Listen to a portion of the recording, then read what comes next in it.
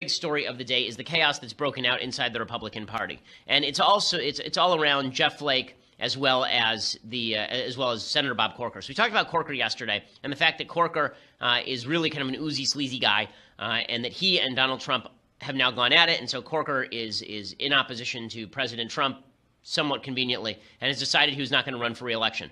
Now, Corker, if he had run for re-election, probably would have won. Jeff Flake is a bit of a different story. I think the story that's being told to you by the media today is not true. Okay, the story that's being told to you by the media today is basically Jeff Flake, intrepid Trump fighter, struck down in the prime of his young career because he stood up against the nastiest man in the universe, Donald Trump. Breitbart and Trump stand ascendant over the prone Flake's body as Flake speaks the truth to power. That's the story that you're getting, and you're getting it from all sides. You're getting it from Flake's camp, you're getting it from the Breitbart Trump people, and you're getting it from the media. And I have to say, I don't think this story is even close to the full story. So first, let me express what I think the interests are for everyone in doing what happened yesterday. So to move back a little bit, Jeff Flake yesterday, the senator from Arizona, announced he would not run for re-election, and then he gave a long speech just ripping into President Trump, as well as Republicans who were basically soft pedaling President Trump for a long time. Now, to Flake's credit in terms of consistency, Flake did not endorse President Trump during the last election cycle and was very critical of President Trump. So I'm not saying that his opposition to President Trump is insincere. I think it is sincere. But I think the problem for Jeff Flake is that he knew that he was going down, and so for the past few months, he has basically attempted to carve out a position as the anti-Trump guy, right? The guy who's going to earn strange new respect from the left for saying things about Trump. Now, I want to be fair here. I've said a lot of the same things about President Trump Jeff Flake says about President Trump. I agree with a lot of what Jeff Flake says about President Trump. But the difference is that I also compliment Trump when I think he does something right, and I also acknowledge that people voted for Trump not because they embrace Trumpism, not because they think that Trumpism should replace conservatism, but because Trump was the only tool on hand at the time. Remember, Trump won a historic low percentage of votes in the Republican primaries to win the actual primaries. Okay, so it's not like he was well-loved inside the Republican Party. Once he was nominated, then the Republican Party swung behind him because he was the nominee against the most hated Democrat of my lifetime, Hillary Clinton. But that is not the same thing that Jeff Flake is saying. What Jeff Flake basically said in this speech is the Republican Party is a bunch of deplorables, right? I mean, he basically made the Hillary Clinton contention. The Republican Party is a bunch of deplorables who have fallen into league with Satan. Now, again, I think a lot of his critiques of Trump are true. And I think that people, I've been saying for a long time, people need to be intellectually honest about what Trump is and what Trump isn't, and they ought to call out lies and untruths and half-truths when they see them. They ought to call out the vulgarities and the stupidities that emanate from the White House. But that's not the same thing as saying that all Republicans are incapable of doing this. And this seemed to be Flake's contention. Flake was basically saying in this speech, listen, the reason I'm going down is not because of me. It's not even because of Trump. It's because the Republican Party has fallen into disrepair, that Republican constituents, my base, the people who elected me, are a bunch of dunderheads. It's not that they made a choice against Hillary Clinton. It's not that they held their nose and voted for Trump. It's not even that they like Trump, but they can also critique him. It's that they have fallen full scale into under the sway of President Trump. I think this is a wild overstatement. I also think it's a politically convenient one. So let's play Flake's speech, and then I'm going to explain what I think is really going on. So Flake gets up yesterday on the floor of the Senate, and he says that he is not going to run for re-election. He explains why. Sustained incumbency is certainly not the point of seeking office, and there are times when we must risk our careers in favor of our principles. Now is such a time. Okay, so he says that now is the time for all men of goodwill to stand up, except that he's resigning, right? He's not sticking around to fight Trump's bad agenda items. He's not sticking around to run for re-election and try and, wrest control of the party away from Trump. No, Jeff Flake is resigning. So where exactly is where is he risking his career in favor of principles? Where was the risk? Like, this is the part that I don't really buy. Okay, the idea that he risked his career to stop President Trump. Jeff Flake has been the most unpopular senator in the United States Senate since 2013. Okay, so long before Trump was running for president, long before anyone cared about Steve Bannon, long before anyone cared about Breitbart.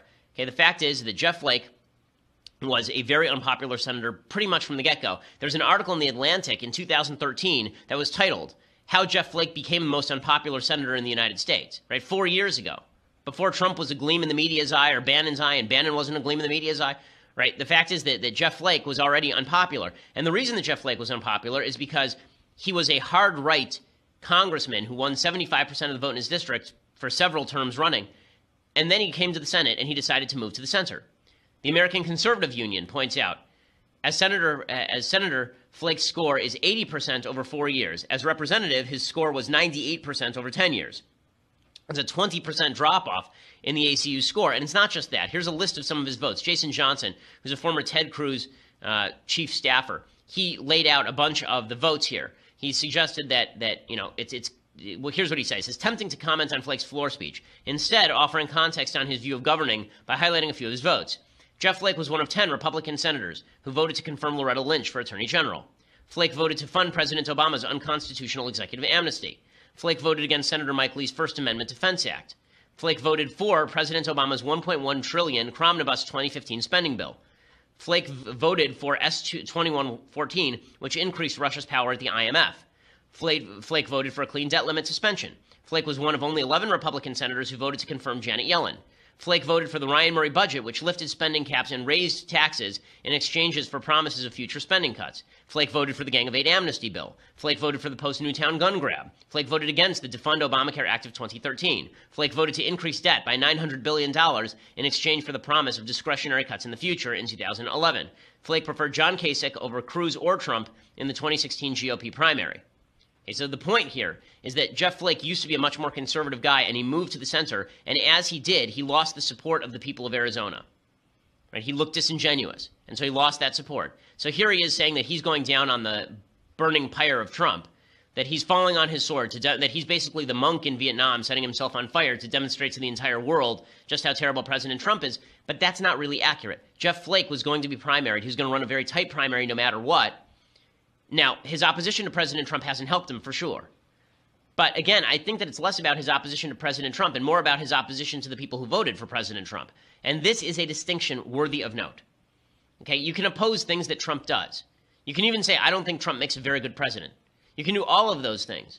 But what you can't do, and what he hasn't done, Jeff Flake has not voted against Trump's agenda items. Most of the time, the vast majority of the time, Jeff Flake has voted with President Trump's agenda items.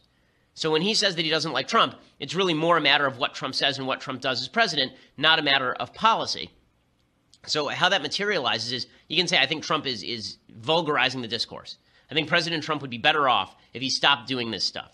I think President Trump is not a very good president because he's not doing these things. But that's not what Flake does. Instead, Flake seems to go at his own constituents, and he has been since April, basically saying the Republican Party was subject to a takeover by a bunch of dolts and morons. And I don't think that that's particularly smart politics, nor do I think it's true. I really don't think that's true.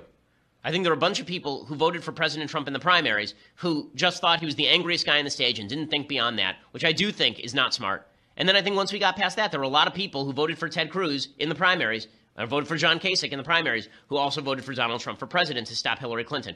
So Flake continues along these lines, and he decides that he is going to be the one who stands up to President Trump. Again, I think some of this is Flake posturing. The reason that I brought up his popularity ratings and his record is to demonstrate, I think that the real story here for Flake is this. Flake does have sincere opposition to President Trump. He does not like President Trump. He thinks President Trump is a boor and a vulgarian. I think some of those critiques are fair. I really do. But what's really happening here is that Flake was going to lose his primary anyway, and now he sees the opportunity to go out as the tragic hero who sacrificed himself in order to throw himself on the gears of the tank to stop President Trump, instead of just another senator who wasn't particularly popular in his home state and feels certain things about Trump. So now he has an interest in basically blaming Trump for his ouster. Now Trump and Breitbart have an interest in taking credit for his ouster because they can say, listen, we run the movement now. If you cross Trump, we will toss you overboard. Right? If you cross Trump, if you cross Breitbart, we will toss you. Again, Kelly Ward's been running for Senate for well over a year. Breitbart's only gotten involved at the very tail end, and Bannon's only getting involved now. The same thing is true of Roy Moore in Alabama. Bannon and Breitbart basically backed the guy who finished third, Mo Brooks, in the primary until they switched to Roy Moore, and then they take credit. I think Jonah Goldberg has a good line about this. Bannon and Breitbart have a bad habit when it comes to these races of being the rainmaker who waits for it to – the first rule of rainmaking, as Jonah says, is wait for it to start raining and then start dancing, right? Because then people mistake the dancing for the cause of the rain. And I think that that's exactly what's happened here. So Breitbart and Trump have an interest in saying, we run the party now. Cross us, and we'll burn you down. I don't think that's actually real. I don't think that's actually true. I think that you can cross Trump pretty much with impunity, actually, as long as you don't say that people who voted for him were wrong to do so, or not understandable. It was foolish and ridiculous for them to do so, or they're racist, sexist, bigot, homophobes who sign off on everything Trump does because they voted for him. That's lefty talk, and it's not accurate either. So the Trump and Bannon, I don't think, are telling the truth. I don't think Flake is telling the full truth. And I think the media have an interest in this narrative, too, because it does a couple of things for them. One, it allows them to create this perception that Trump is the evil manipulator behind the scenes, the Palpatine behind the scenes, making sure people like Bob Corker and Jeff Flake, the true heroes, are put to the boot. And I don't think that's interest number one. And interest number two is they like portraying the Republican Party as split, and so anything they can do to exacerbate that split, they will do. So here's Jeff Flake going after President Trump directly. Mr. President, I rise today to say enough. We must dedicate ourselves to making sure that the anomalous never becomes the normal. With respect and humility, I must say that we have fooled ourselves for long enough that a pivot to governing is right around the corner.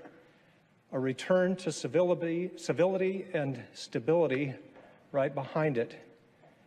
We know better than that. By now, we all know better than that. Okay, so there he is. We all know better. Nothing good is coming around the corner. Again, all of this is fair, but I don't know why it's effective or useful. Like, I think that we all have our feelings about President Trump. I've been highly critical of President Trump, but I do not know what the purpose of all this is. And then, and here's where he casts himself in the role of martyr. Here's where he does the Joan of Arc routine. He's going to hop up on that pyre and light the flame. He says that, this is not about political savvy. This is about principle. It's about principle. Well, if it were really about principle, you'd stick around and run for re-election and see if you can convince the Republican Party to agree with your principles. He's bowing out because he knows he's going to lose. Here he is. Now, I'm aware that more politically savvy people than I will caution against such talk. I'm aware that there's a segment of my party that believes that anything short of complete and unquestioning loyalty to a president who belongs to my party is unacceptable and suspect. Okay, so that last line, that my party believes anything short of complete and unquestioning loyalty to a president who belongs to my party is unacceptable and suspect. I think it's a pretty small segment of the party. I really do. I think the Bill Mitchells of the party, the people who think that Trump cannot be criticized under any circumstances, I don't think that's right. I just don't think that's true. I think there have been a number of senators who have criticized Trump, including Rand Paul, by the way, who's going to win his re-election easily. Yeah, you can criticize Trump so long as it doesn't feel like you're ripping his voters for voting for him. Again, he continues along these lines, and the martyr routine is a little bit strong here. He talks about how principled he is even more. If I have been critical, it is not because I relish criticizing the behavior of the President of the United States. If I have been critical, it is because I believe it is my obligation to do so, and as a matter and duty of conscience. The notion that one should stay silent and as the norms and values that keep America strong are undermined, and as the alliances and agreements that ensure the stability of the entire world are routinely threatened by the level of thought that goes into 140 characters. The notion that we should say or do nothing in the face of such mercurial behavior is ahistoric, and I believe profoundly misguided. Again, the idea that people aren't saying anything against Trump is just absurd. Everyone's saying things against Trump. Now, listen, I think some people have been cowards in this situation. I don't want to pretend that everyone has been, paragons of virtue here. I think Paul Ryan doing I've never seen his tweets routine. I think that Mitch McConnell doing I'm just going to ignore whatever the president says routine. I think that's wrong. I think that they should speak out. But again, I don't think speaking out is the same thing as saying that you're going to go down simply because you spoke out. I don't think that's correct. The reason I'm objecting so strenuously to this is because I know enough conservatives to know that we are a good-hearted party still that is attempting to do the right things. And I think that criticism of President Trump, so long as it's not taken as criticism of his voting base, I think that people are willing to go along with it. I think that what Jeff Flake is doing, and this is really what I object to, I feel like what Jeff Flake is doing here is he's surrendering the party to Trump and to Bannon and to and to the media's perception of what the Republican Party is, solely so that he can look as though he's a martyr to this new Republican Party, so that he can play Saint Thomas Becket and against Henry II. Like Henry II. I don't see the purpose of handing over the party. I don't think this is true. I don't think that you have to hand over the party to everything Trump says, and drawing this false dichotomy, which is really what Flake is doing here, between the Bill Mitchell wing of the party and the true speaking wing of the party, and you have to pick one of those two. I don't think that's right. I think that You don't have to agree with Jeff Flake on everything in order to criticize President Trump, nor do you have to say that everyone who voted for President Trump is going along with every element of his agenda in order to say that those people were voting for some. Listen, I disagreed with that vote, right? I didn't vote for anyone at the top of the ticket, but at least I understood why the vote was happening. And I'm not going to attribute bad motivations to the people who disagreed with me on that vote. I mean, that's silly, and that's what I feel like Flake is doing. And I've got to say, it feels like some of this is for posturing and personal gain, considering he came out with a book called Conscience of a Conservative 4 months ago, and then did the rounds talking about how bad Trump was in the middle of a tough primary fight. If you want to win a primary, you don't go out there and then suggest that the party that embraced President Trump is a nasty, terrible party. What you can do instead is you can say they were misinformed, which I think is true, that they were lied to, which I think is true, that there were people who were preying on a justified anger, which I think is true. But this is the equivalent of, this really is the equivalent of, remember when Hillary was asked whether she blamed women who didn't show up to vote for her? And she said, yes, of course I blame them. It feels like some of this. So it's convenient for Jeff Flake to do that while he's stepping down. Again, this is not even me disagreeing with Flake's critique of President Trump. I don't think President Trump has been a very good president. I think he's actually been very negative for conservatives in a number of ways. That doesn't mean he's been that across the board. I mean, as I've said, Gorsuch, regulatory cuts, right? All these things are good. But I think that the narrative that's being told to you right now is not true. And I want to explain a little bit more about this and why everybody